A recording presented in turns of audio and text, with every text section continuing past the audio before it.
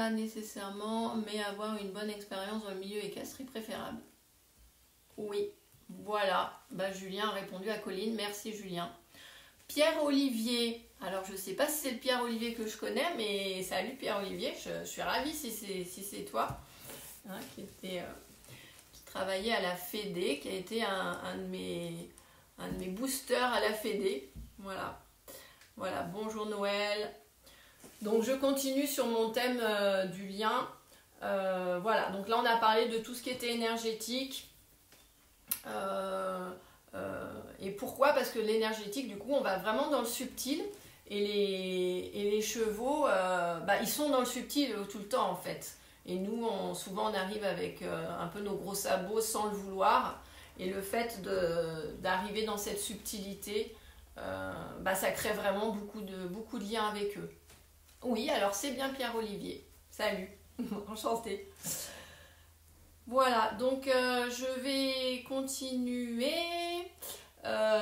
pour avoir du lien et une belle relation avec son cheval. Eh bien, il y a aussi quelque chose d'assez primordial, c'est lui offrir du bien-être. Alors le bien-être, d'ailleurs vous pouvez aller voir à la Fédé, ils ont fait tout un document, il y a 40 pages sur le bien-être du cheval, ça évolue vraiment, la Fédé se bouge vraiment par rapport à ça. Et c'est vrai qu'un cheval bien dans sa tête, il va être plus facilement en lien avec vous.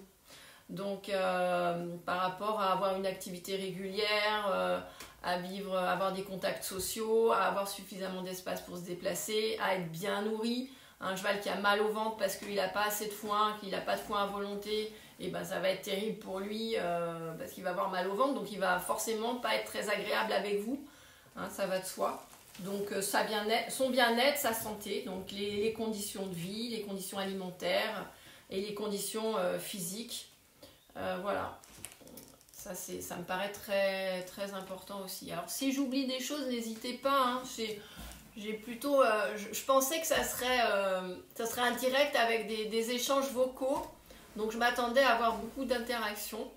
Mais n'hésitez pas si vous voulez mettre des petits messages, s'il y a des idées qui vous viennent ou des questions, ou si vous voulez ajouter des éléments, parce que comme je fais de l'impro, c'est un peu...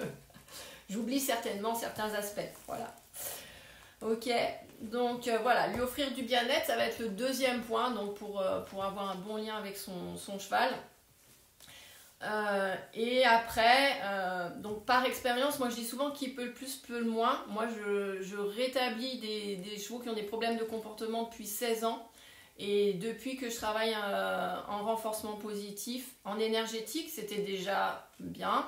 Et depuis que je travaille en énergétique, en comportement, en conditionnement opérant et en renforcement positif, il y a vraiment eu des changements, mais énormes.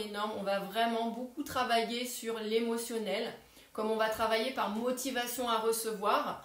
L'animal n'a plus de pression. Et vous imaginez que des pressions sur un animal qui n'est pas bien émotionnellement, qui est en stress, et ça va augmenter encore son stress, même si le cavalier est centré, aligné. Cette technique-là, moi j'en ai vu les limites. En fait, les chevaux très braqués et vraiment pas bien dans leur basket, ça va être mieux, mais on va pas pouvoir passer vraiment des gros cas. Salut Stéphanie, salut Ève. Voilà. Donc entraîner en conditionnement opérant et en renforcement positif en P-. Alors je rajoute P- parce que je sais qu'il y a pas mal de mes posts où les gens me reprennent, on fait pas que du renforcement positif. Oui, je sais, mais c'est pour dire il y a un peu les deux courants, deux manières de travailler. Et d'ailleurs, à ce propos-là, moi, je ne suis pas contre travailler en renforcement négatif. Je le fais moi-même. Quand je vais me balader avec mes chevaux, je tire sur ma longe. Quand je monte en licol, je vais tirer sur ma longe. Ça va m'arriver. C'est pas, y a pas pour moi, le renforcement positif, c'est bien et le renforcement négatif, c'est mal. C'est pas du tout ça. C'est quand il n'y a pas... Salut Juliette, encore des cavalières de concours qui arrivent là. Le prochain thème, c'est sur le sport. Ok. Donc entraîner en conditionnement opérant, renforcement positif, ça va être une des grosses clés techniques pour avoir du lien. Alors si l'animal est bien émotionnellement dans sa tête, et ben, ça peut tout à fait se faire parallèlement avec l'équitation que vous avez déjà. On va juste ajouter ce pilier de faire des petits exercices en conditionnement opérant, lui apprendre des choses comme... moi je me sers beaucoup des équiphiles. J'ai un message de Sylvie Affling. Le renforcement positif avec ton élève Carole Andris est une révélation. Le cheval se pose émotionnellement et prend confiance en lui. Et ben oui, ouais, c'est vraiment super. Il prend confiance en lui, il prend surtout aussi confiance en vous. Parce qu'il faut savoir que le type d'entraînement que vous allez faire, la manière dont vous allez entraîner, va soit détacher le cheval de vous, et puis si vous êtes un bon technicien et pas forcément dans le lien avec, il va se soumettre et puis il va faire son job, quoi. S'il n'est pas trop flippé ou trop caractériel. Et j'ai perdu le fil de ce que je voulais dire.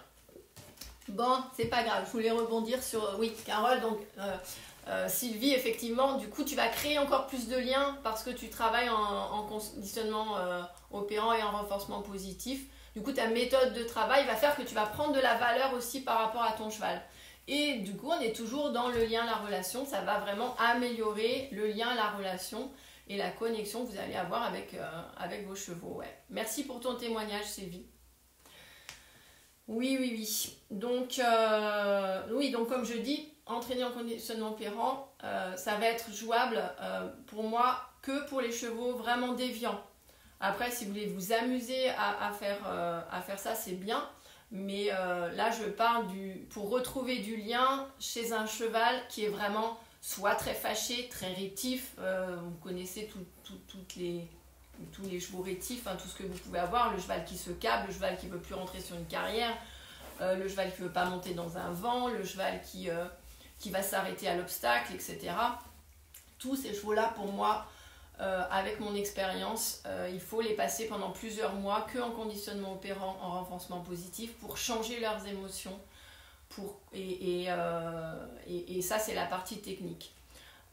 Après, sur des chevaux, la partie technique, donc sur ces chevaux-là, on fera un thème sur les comportements déviants une autre fois.